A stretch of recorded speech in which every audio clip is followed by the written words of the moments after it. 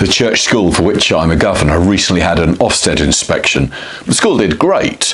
The teachers, staff, governors, pupils all put in a great deal of work to show the school as the best it could be. But that experience was so very different from my first encounter with school inspections when I was a foundation governor for a small village school in rural North Yorkshire. There, I was to greet the inspector at the school gate, along with a couple of our star pupils. With a warm smile on his face, he introduced himself, Gervais Finn. Now, if you've heard of him, that's because Gervais Finn is now a best-selling children's author, and I can heartily recommend his books. He's a kind of a James Herriot of school life in the Yorkshire Dales. Gervais was polite to me, but he rapidly moved on to talking with the children. He told them stories, he made them smile, he made them laugh. And as he did so, he drew out of them their experience of their education and what it meant for them. He inspected the school through stories and laughter. And he quickly moved on from our star pupils, seeking out the quieter ones, the less able ones, and the one or two who, quite frankly, would have been quite happy if they hadn't turned up that day. Gervais didn't just inspect our school thoroughly, he transformed it. He gave pupils confidence and self-worth, and he encouraged the teachers that they were really making a difference. That day was a day of transfiguration, and we never quite saw our school in the same way again. The transfiguration of Jesus seems to have affected the disciples much more than it affected Jesus. Peter was so overwhelmed he wanted to wrap up the moment forever and enshrine it physically by building some kind of structure. But it seems that never happened. We're not told what Jesus or James or John thought about Peter's suggestion, but there is that telling little phrase, not knowing what he said, which is added at the end of Peter's proposal, and it seems to imply Peter's ignorance and lack of grasp of the situation. Even as Peter spoke, a cloud came over them all, and they were afraid. But a voice came to them while they were in the cloud. "This is my son, my chosen, my beloved. Listen to him." We don't know whether that dispelled the fear or whether it increased the fear. But we do know that after this mind-blowing experience, none of the three disciples told anyone what they'd seen. It was such an amazing moment, you'd have thought they might wanted to shout it from the rooftops, tell anyone who'd listen, but they kept silence. Matthew and Mark, in their Gospels, both explain the silence by having Jesus command the disciples not to say anything about what they've just seen, though neither Gospel suggests any reason why Jesus might have given such an odd order. Luke doesn't attempt to explain away the silence, but simply lets it stand, somehow speaking for itself. Perhaps being in the presence of God has that kind of profound effect on you. Perhaps the depth of feeling and emotion is such you can't really speak about it. Putting those sorts of moments into words can sometimes destroy the memory, can sometimes somehow cheapen it, make it worth less. And sometimes things simply go so deep, you daren't bring them to mind for fear they might destroy you. Many people who see terrible sights in war are quite unable to speak about those sights, at least to those who have not experienced war. And many adults who have suffered abuse as children are unable ever to properly verbalise their childhood experience.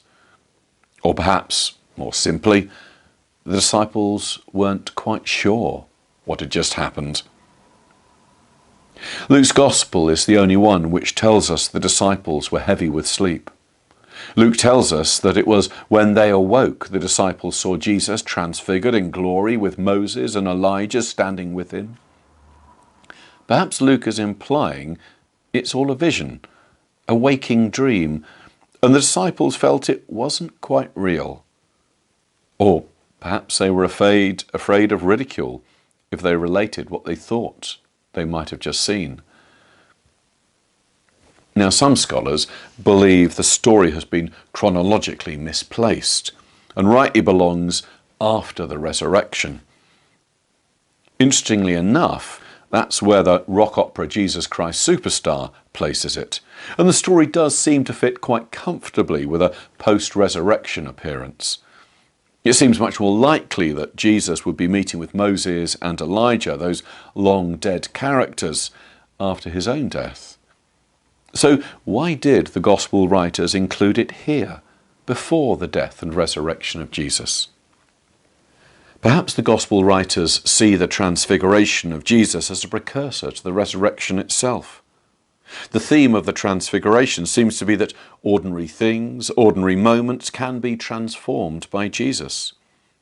The resurrection takes this theme one stage further by showing that not only ordinary times, but also terrible times, disasters, can also be transformed by him.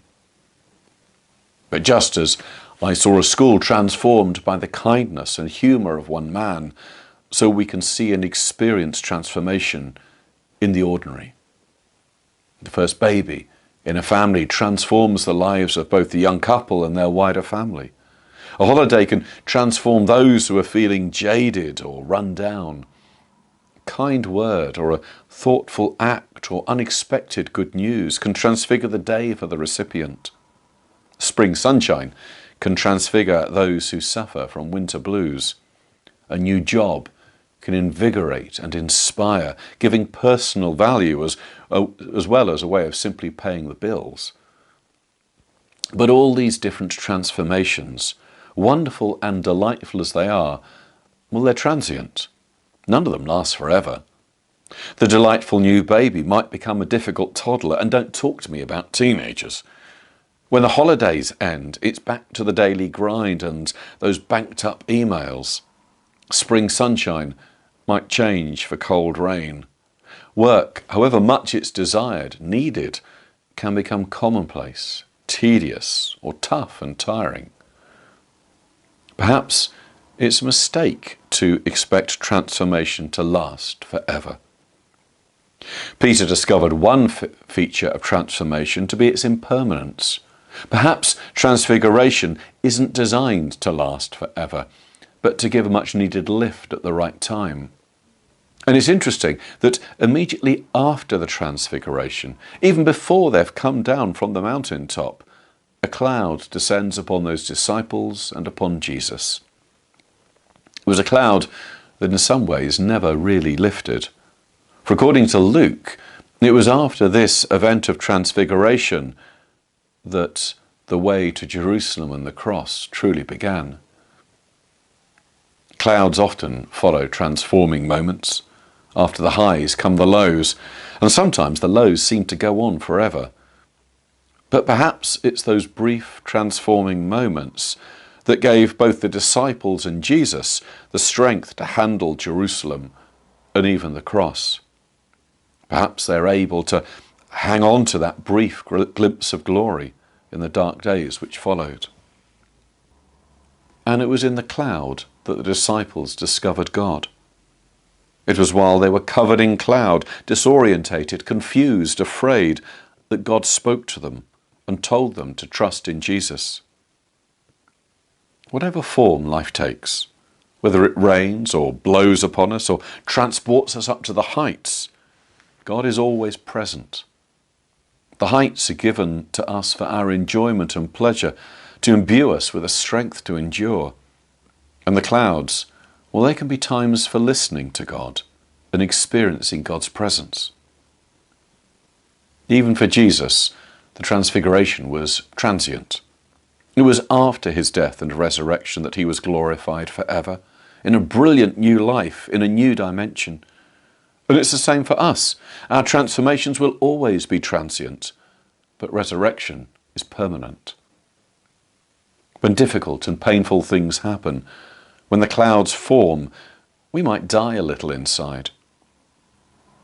But providing we cling on to Jesus, listen to God's voice within the cloud, the promise is that we too will experience resurrection. God will bring something new out of the pain and the misery, and there's real hope will grow and change permanently through it. Life is full of highs and lows, good times and bad times.